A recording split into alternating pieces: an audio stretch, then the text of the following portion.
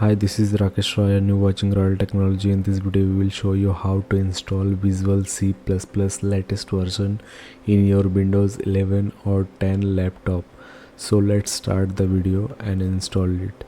So we will give you the link in the description to download the setup file. So if you open the URL, you will come here.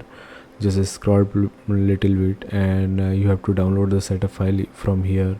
We have two versions over here, x86 and x64.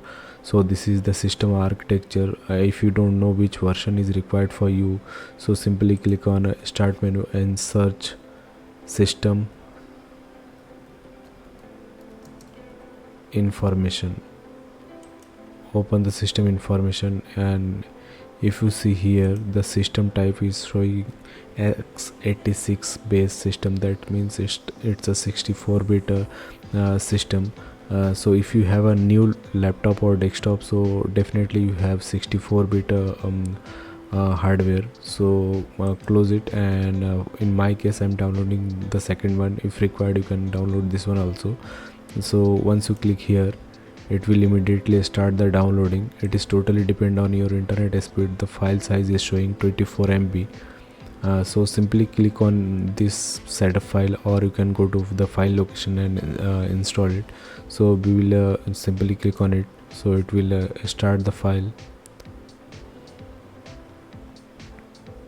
So now we have to agree here. This is the version, it is showing 1522.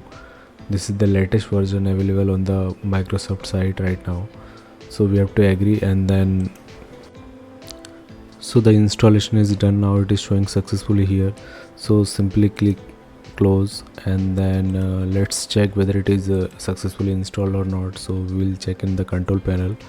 So open the control panel, and then if the preview is not showing like this, maybe in your case it is showing like this, so click on uninstall a program, and then you can see the Visual C++ is installed here. This is the latest version 1522, and the exact version in the last column you can see. Maybe this is not showing in your case, maybe it is not reflecting here. It is installed but not reflecting. Simply restart the laptop and again check whether it is installed or not. So definitely it is installed, and it will reflect after reboot. If someone need help, share this video with them. And if you're new to our channel, do like, share and subscribe to our channel. Thanks for watching. See you in the next video.